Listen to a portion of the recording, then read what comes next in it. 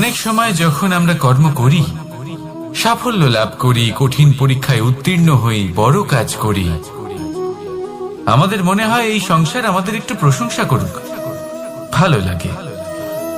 অনেকবার মনে হয় এটা হলো আমাদের কর্মের ফলই বটে, আমরা আনন্দ পাই। কিন্তু যখন আমরা এই প্রশংসা পাই না, তখন কি হয়?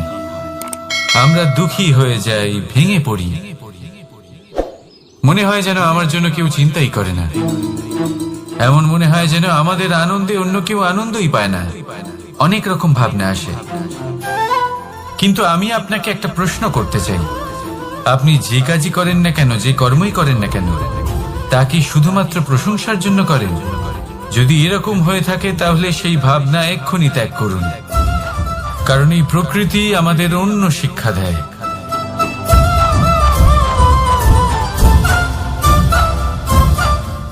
এই ফুলকে দেখুন, এই যে ফুলের সুবাস, যা আমার মনকে উচ্ছ্বসিত করে তোলে, মনে শক্তির সঞ্চার করে, এই সুগন্ধ। কিন্তু ভেবে দেখুন, ফুলের কিন্তু এই কাজ করার জন্য কোনো প্রশংসারই প্রয়োজন হয় না। এটাই হলো প্রকৃতির শিক্ষা। যিনি সৎ হন, সৎকর্ম করেন, তার কোনো প্রশংসার প্রয়োজন হয় না, কারণ ওনার কর্মই হলো ওনার সুবাস। মনে রাখবেন, আতর নকল ফুলে দেওয়া হয়, প্রকৃত ফুলের তার কোনো প্রয়োজন হয় না। সেইভাবেই আপনিও কর্ম করতে থাকুন শুভ চিন্তা নিয়ে। এই মনকে সব সময় শান্ত রাখুন, স্বচ্ছ রাখুন। যদি এরকম করেন তাহলে আপনার কর্ম এমন সুবাস ছড়াবে যে আপনার জীবনে শুধু এবং শুধুমাত্র আনন্দই থাকবে। তাহলে এই আনন্দ সহকারে বলুন, রাধা রাধা।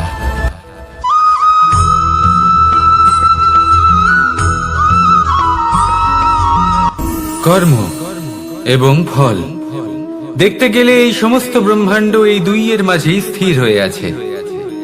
মানুষজন কর্ম করেন ভালো ফল লাভের আশায়, আর ভালো ফল লাভের আশায় উনি এটাই ভুলে যান যে উনি যে কর্ম করছেন তা কি করছেন। আমি বলেছিলাম কর্ম করুন ফলের চিন্তা না করে, কিন্তু কি কর্ম করছেন সেই বিষয়ে ভাবাটাও অত্যন্ত আবশ্যক। নয়তো অনেক সময় আমরা এমন কর্ম করে ফেলি যা না চাইতেও বিষে পরিণত হয়, যা হয়েছে দুঃশাসনের সাথে, দুর্যোধনের সাথে, গুরু দ্রোণের সাথে। একজনের মানসিকতা উচিত ছিল না, একজনের বিবেক উচিত ছিল না, আরেকজন যে পক্ষ নির্বাচন করেছিলেন সেই পক্ষ উচিত ছিল না। আর যা কিছু ওনাদের সাথে হলো, আপনার আমাদের সকলের সাথে তা হতে পারে। আমি বলেছিলাম কর্ম করুন, ফলের চিন্তা করবেন না, কিন্তু এই কর্মের বিষয়ে বিচার করে দেখাটাও ততটাই আবশ্যক। দেখুন, কর্ম করার উচিত প্রক্রিয়া ফলের চিন্তা না করা, কিন্তু যদি আপনার কর্ম শুভ হয় তাহলে তার ফলও নিয়তি আপনাকেই দেবে। সর্বদা কর্ম করার সময় এটা ভাবুন যে আপনার এই কর্ম এই সংসারকে, এই সমাজকে, আপনার পরিবারকে, আপনার আশেপাশের মানুষজনকে কোন দিশায় নিয়ে যাবে।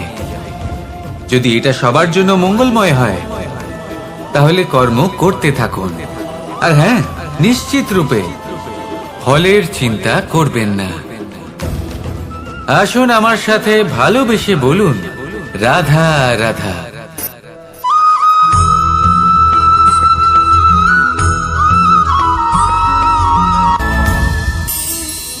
এই সংসারে এমন কোনো পর্বত নেই যা এতটাই উঁচু যে মানুষ তার শিখরে পৌঁছতে পারবে না, তাকে অতিক্রম করতে পারবে না। এই সংসারে এমন কোনো সাগর নেই যা কিনা এতটাই গভীর যেখানে মানুষ তার তলদেশে পৌঁছে ফিরে আসতে পারবে না। একটা ছোট্ট বরফের টুকরো পর্বতের শিখরে গলে গিয়ে বইতে থাকে, আর দেখতে দেখতেই তা মহানদী গঙ্গায় পরিবর্তিত হয়। এর কারণ কি? এর কারণ হলো প্রচেষ্টা, প্রারব্ধ নয়। এই প্রচেষ্টাই সুনিশ্চিত করে যে আপনার প্রারব্ধ কি হবে। এই সমস্ত কিছু হলো প্রচেষ্টা আর প্রারব্ধের খেলা। আপনার প্রচেষ্টা যেরকম হবে আপনার প্রারব্ধ সেরকমই হবে। আর আপনার প্রচেষ্টা যদি উচ্চ মানের হয় তাহলে প্রারব্ধকে আপনার সামনে নত হতেই হবে। কি বলেন? তাহলে আসুন আমার সাথে ভালোবেসে বলুন, রাধা রাধা। অনেক সময় মানুষ অতীতকে দেখেন আর তখন অহংবোধে পরিপূর্ণ হয়ে ওঠেন। কখনো বর্তমানের দিকে তাকান, ভবিষ্যতের দিকে তাকান আর পরিতৃপ্তিতে ভরে ওঠেন। কেন বুঝতে পারেন না একটা সহজ কথা? এই যে সৃষ্টি, এই সৃষ্টি হলো একটা বড় চক্র, যা বারংবার আপনার কাছে ফিরে আসবেই। কঠিন থেকে কঠিনতর পরীক্ষায় আপনাকে নিযুক্ত করবে, যাতে আপনাকে উত্তীর্ণ হতেই হবে। যা কাল ছিল তা আজ নেই, এটা সবাই জানেন। যা আজ আছে তা হয়তো কাল থাকবে না, এটাও আপনাকে মেনে নিতে হবে, তাও আবার হাসি মুখে। শান্ত থাকতে শিখুন আর কখনো এই মনের মধ্যে অহংকার উৎপন্ন হতে দেবেন না। হতে শিখুন সেই হিমবাহের মতো। হয়তো এই জন্যই এত শীতল থাকে, কারণ ও জানে গতকালও জল রূপে ছিল, আজ বরফ রূপে হয়তো আছে, কিন্তু কাল পুনরায় সে জলেই পরিণত হবে। নিজেকে শান্ত রাখুন।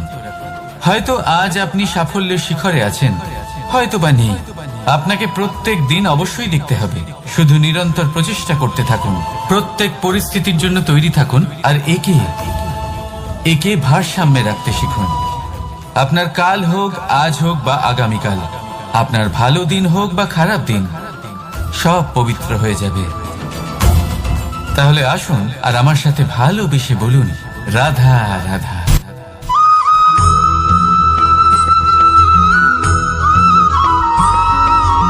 প্রতিশোধ অথবা কাউকে দুঃখ দেওয়ার ভাবনা, যদি এটা আপনার মনে থাকে, তাহলে আপনি নিজের মনেই যন্ত্রণার একটা বিশাল বৃক্ষ রোপণ করছেন, এটা মনে রাখবেন। কারণ কাউকে দুঃখ দেবার এই ভাবনা, এটা হলো সেই বীজ যা আপনার মনেই পতিত হবে, আপনার মনেই অঙ্কুরিত হবে, আর আপনার মনেই একটা বিশাল বৃক্ষরূপে বেড়ে উঠবে। জীবন আপনার, কর্ম আপনার, কাউকে দুঃখ দেবার ভাবনা আপনার ছিল, এই বৃক্ষ হলো আপনার, তাই এর ফলও আপনিই পাবেন, যা গ্রহণও আপনাকেই করতে হবে। মনে রাখবেন, যে মানুষ এটা ভাবে যে আমি ওকে দুঃখ দেব, ওকে কষ্ট দিতে চাই আমি, সেই মানুষই দুঃখ আর কষ্ট পেয়ে থাকে। যদি সেই জায়গায় আপনি এটা ভাবেন যে আমি কাউকে সুখী করে তুলতে চাই, কাউকে সুখ প্রদান করতে চাই, তাহলে তারও বীজ আপনার মনেই রোপণ হবে, বৃক্ষে পরিণত হবে, যার ফলও আপনিই পাবেন। এখানে বিষয়টা হলো শুধু মানসিকতার চিন্তা, যা সত্য হয়ে আপনার সামনে আসে। তাহলে এই মানসিকতা শুভ করুন, সবার জন্য মঙ্গল কামনা করুন। অন্যের মনে আপনার জন্য ভালো চিন্তা থাকুক বা না থাকুক, আপনি সবার জন্য শুভ চিন্তা করে কর্ম করতে থাকুন, তাহলে আপনার সাথেও ভালোই হবে। তাহলে আসুন আর আমার সাথে ভালোবেসে বলুন, রাধা রাধা।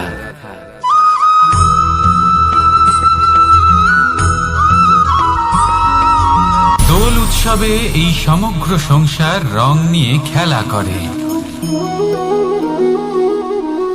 কিন্তু এই রঙের সারমর্ম এই সংসার কি জানে? কখনো দেখেছেন একটা চিন্তিত মুখ শুধুমাত্র রঙের স্পর্শ পেয়ে আনন্দিত হয়ে ওঠে? দোলে আমরা কি করি? পুরাতনকে ত্যাগ করি আর নতুনকে স্বাগত জানাই। শিশিরকে বিদায় জানিয়ে এক সুন্দর, এক নতুন ঋতুকে আগমন জানাই। দুশ্চিন্তা দূর করে আসার নতুন রঙে রঙিন হয়ে ওঠা, নিজেকে আনন্দিত করা, এটাই তো হলো দোল। এবার দোলের একটা ব্যাপার আছে, দুটো রঙে একসাথে রঙিন হওয়া যায় না। একটা রং উঠলে তবেই আরেকটা রং লাগা সম্ভব। আরো একটা প্রশ্নও রয়েছে, কোন রংকে তুলে দিয়ে কোন রং মাখানো যেতে পারে? যদি আপনাকে উদাহরণ দিই, লোভের এই রং, তা যতক্ষণ লেগে থাকবে আনন্দের রং লাগতে পারবে না। যা হয়েছিল দ্বারকাবাসী এবং সামন্তক মণির মধ্যে। ভ্রান্তির রং যতক্ষণ লেগে থাকবে সত্যের রং লাগতে পারবে না, যা হয়েছে রুক্মিণীর সাথে। আর হিংসার এই রং যতক্ষণ লেগে থাকবে প্রেমের রং ততক্ষণ লাগতেই পারবে না, যা হয় আপনার আমার সবার সাথে। তাহলে আসুন একসাথে মিলে দোল পালন করি এবং সবকিছুর উপরে বিজয় লাভ করি। অন্ধকারের স্থানে আলো, ভ্রান্তির স্থানে সত্যের, হিংসার স্থানে প্রেমের, আর লোভের স্থানে আনন্দের এই সুন্দর রং মাখাই। শত্রুতা, ঘৃণা, হিংসা এই সব কিছু ত্যাগ করি আর সকলের সখা হয়ে উঠি। আর ভালোবেসে বলি শুভ দোল। হ্যাঁ, ওটা তো আমরা অবশ্যই বলবো, রাধা রাধা।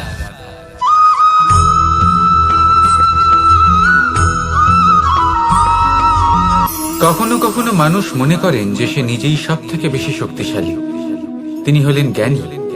দেখুন, এটা ভালো ব্যাপার যে আপনার মধ্যে শক্তি আছে, জ্ঞান আছে, আর এটা শুধু আপনার জন্য নয়, এই সমস্ত সমাজের জন্য, দেশের জন্য, সমগ্র পৃথিবীর জন্য অত্যন্ত আবশ্যক।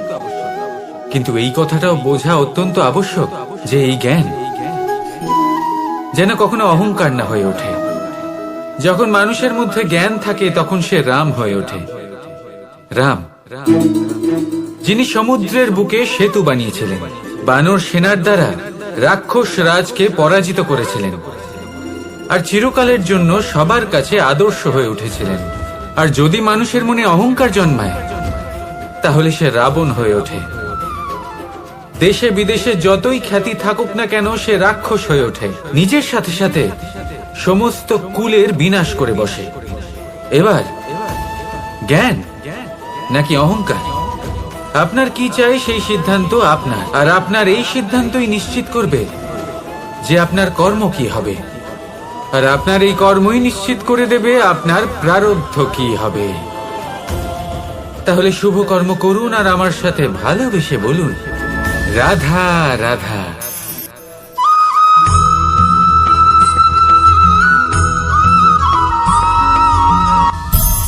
সংসারে অনেক সময় এরকম হয় যে আমরা খুব সমস্যায় থাকি, খুব বিপদের মধ্যে থাকি, আর সেই সমস্ত মানুষ যারা আমাদের কাছের মানুষ, আমাদের আপনজন, তারা আমাদের ত্যাগ করে চলে যান। আমরা এই সময় দুঃখ পাই, নিরাশ হয়ে পড়ি এবং একা একাই সেই সমস্যাকেও কাটিয়ে উঠি। এবার পরিস্থিতি যেমন খুশি হোক না কেন, সেই সব মানুষ যারা এমন সময় আপনাকে ত্যাগ করেছেন তাদের প্রতি ক্রুদ্ধ হওয়া, অভিমান করা, এটা অনুচিত। আমি বলবো তাদের প্রতি কৃতজ্ঞ থাকুন। আমি বলবো তাদের ধন্যবাদ জানান যে তারা এমন সময় আপনার সঙ্গ ত্যাগ করেছেন যখন আপনার তাদের সব থেকে বেশি প্রয়োজন ছিল। কারণ দেখুন, হয় তাদের বিশ্বাস ছিল যে আপনি নিজেই এই বিপদ থেকে বেরিয়ে আসতে পারবেন, বা তাদের ত্যাগ করার জন্য আপনি নিজের উৎসাহ বাড়িয়ে তুললেন, আপনি নিজের শক্তি বাড়ালেন এবং নিজে সেই সমস্যা থেকে বেরিয়ে আসলেন। নিজের খারাপ সময়কে আপনি নিজেই ভালো সময় করে তুললেন। শেষ পর্যন্ত আপনি আরো শক্তিশালী হয়ে উঠলেন, আরো শ্রেষ্ঠ হয়ে উঠলেন। আর এটাই তো আপনার বিজয়, যার কারণ হলো তাদের আপনাকে ত্যাগ করা। তাহলে তাদের ধন্যবাদ জানান আর আমার সাথে ভালোবেসে বলুন, রাধা রাধা।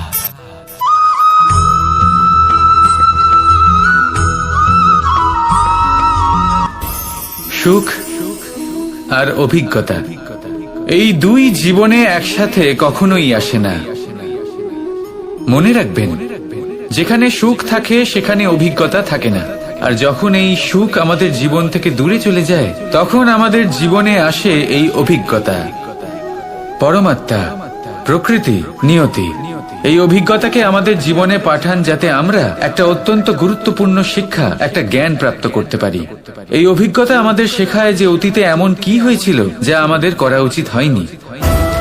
আমাদের শেখায় ভবিষ্যতে এমন কি আছে যা আমাদের করা উচিত আর কি করা উচিত নয়। দেখতে গেলে এই অভিজ্ঞতা আমাদের সেই শিক্ষা দেয় যার জন্য আমরা সুখের দিকে উচিতভাবে অগ্রসর হতে পারি। সেই জন্য জীবনে যখনই দুঃখ আসবে, দুঃখের এই সময় আসবে, তখন হতাশ হবেন না। বোঝার চেষ্টা করুন এই পরিস্থিতি কেন এসেছে, কি শিক্ষা দিতে এসেছে। যদি আপনি সেই জ্ঞান লাভ করেন, সুখের পথে অগ্রসর হন, তাও উচিত রূপে, তাহলে এই অভিজ্ঞতার উদ্দেশ্য পূরণ হয়ে যায়। তাহলে আসুন আর আমার সাথে ভালোবেসে বলুন, রাধা রাধা।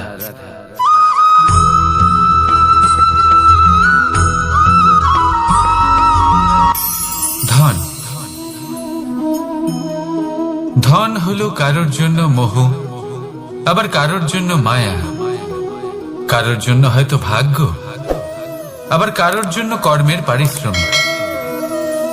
দেখতে গেলে এই ধন হয়তো সবার জন্যই অত্যন্ত প্রয়োজনীয় হয়ে থাকে। সেই জন্যই তো মানুষ নিজের সমস্ত জীবন অতিবাহিত করেন এই ধন অর্জন করার জন্য। অনেক মানুষ এমনও হয় যাদের সমস্ত জীবন এই ধন অর্জন করতেই কেটে যায়। প্রত্যেক মানুষই চেষ্টা করেন যেন তিনি ধনী হন, যত সম্ভব বেশি ধন অর্জন করতে পারেন, সম্পন্ন থাকতে পারেন। আর তা হবে নাই বা কেন?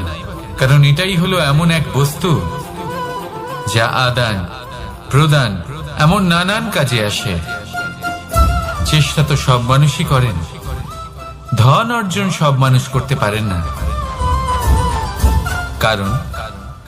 কারণ হলো এটাই যে মানুষ ভাবেন যে তার কাছে কিছু ধন এলে তারপর তিনি কিছু করে দেখাবেন, আর ধন ভাবে যদি এই মানুষ কিছু করে দেখান তাহলে আমি তার কাছে আসব। সেই জন্য কিছু করে দেখান, এমন শ্রেষ্ঠ কাজ করে দেখান যাতে ধন নিজেই আপনার কাছে ছুটে আসে। যদি আপনি ধন লাভের আশায় ছোটেন তাহলে আপনি নিজের সন্তোষ ভাব হারিয়ে ফেলবেন, কিন্তু এই সম্পত্তি যদি আপনার কাছে ছুটে আসে তাহলে আপনাকে মহান বলা হবে। সেই জন্য কাজ করুন, শ্রেষ্ঠ কাজ করে দেখান, দেখবেন এই ধন ফলস্বরূপ আপনার কাছে আসবেই আসবে। তাহলে আসুন আমার সাথে ভালোবেসে বলুন, রাধা রাধা।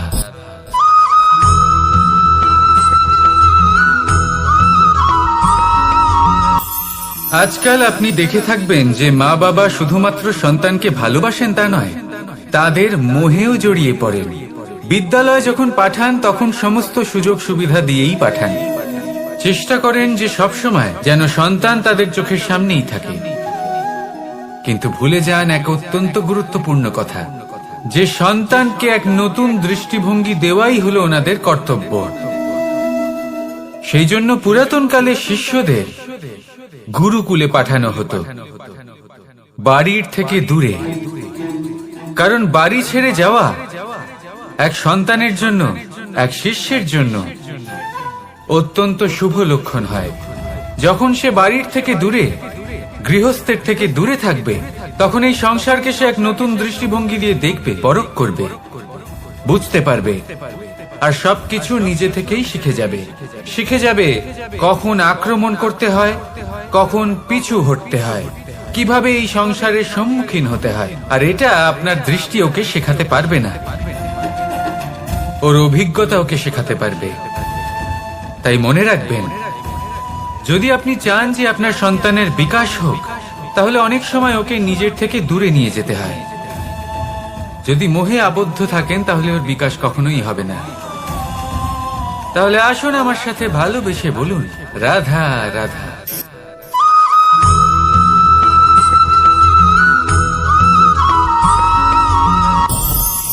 আমাদের মনে সবসময় একটা প্রশ্ন এসেই থাকে, এই জীবন যা কিনা ঈশ্বর আমাদের দিয়েছেন, একটা জীবন। ঈশ্বর এক আত্মা দিয়েছেন পৃথিবীতে বাঁচার জন্য। যতদূর আমরা জানি আমাদের কাছে একটাই জীবন রয়েছে। আমরা ভাবি এই জীবন গুছিয়ে কিভাবে রাখা যায়। প্রত্যেক মানুষ ভাবেন যে আমি কি করি যাতে এই জীবনকে গুছিয়ে রাখা যায়, কিরকম কর্ম করব, কিরকম পুণ্য করব, কি ধরনের শাস্ত্র পড়ব যাতে আমি সেই জ্ঞান অর্জন করি যাতে জীবনটা সুন্দর করে তুলতে পারি। আমাদের সমগ্র জীবন কেটে যায় এই প্রশ্নের উত্তর খুঁজতে, সেই শাস্ত্র অধ্যয়ন করতে। এমন অনেক মানুষ তাও বুঝতে পারেন না। আসুন আজ আমি আপনাকে একটা সহজ কথা বলি, যার দ্বারা আপনি নিজের জীবন সুন্দর করবেন। জীবন, জিহ্বা, এদের দুজনেরই হলো একটাই রাশি। জিহ্বা অর্থাৎ আপনার কথা, এই কথাকে সংযত রাখুন। একে সুন্দর করে তুলুন, মধুর কথা বলুন, যতটা সম্ভব একে নিয়ন্ত্রণে রাখুন, আপনার জীবন সুন্দর হয়ে উঠবে। কারণ এই শব্দ হয় অত্যন্ত শক্তিশালী। এটা হলো এমন এক বন্ধন যা আপনার সামনের মানুষকে আপনার ব্যক্তিত্বের সাথে জুড়ে দিতে পারে। তাই এই শব্দ সংযত রাখুন, একে সুন্দর করে তুলুন। আপনার জীবন আপনা থেকেই সুন্দর হয়ে উঠবে। আর আসুন, এই মধুর সুন্দর অনুভূতি দিয়ে বলুন, রাধা রাধা।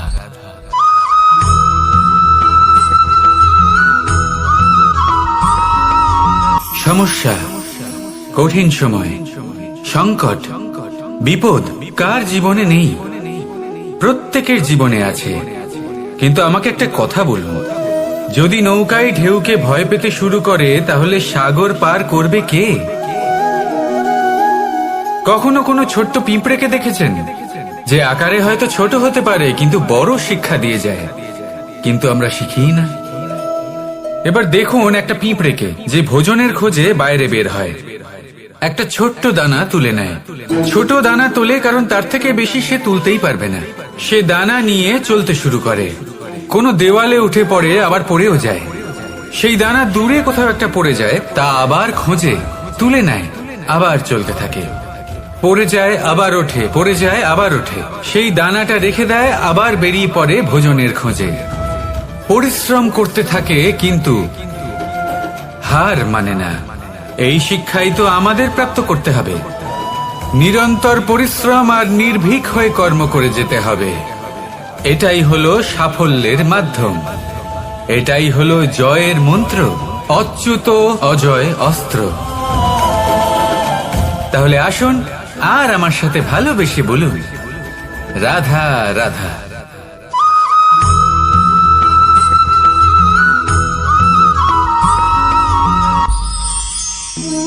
জীবন, এই জীবন আসলে কি?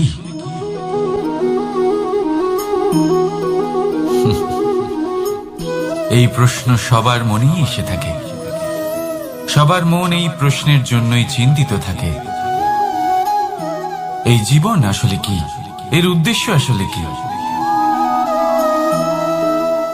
কি করা যেতে পারে এই জীবনে? এই জীবন কি কিছু পাওয়ার, নাকি এই জীবন কিছু হারাবার? এই জীবন কি আসলে সেটাই যেখানে আমাদের পরমাত্মার খোঁজ করা উচিত, নাকি আমাদের ধাবিত করা উচিত নিজেদের স্বপ্নের লক্ষ্যে?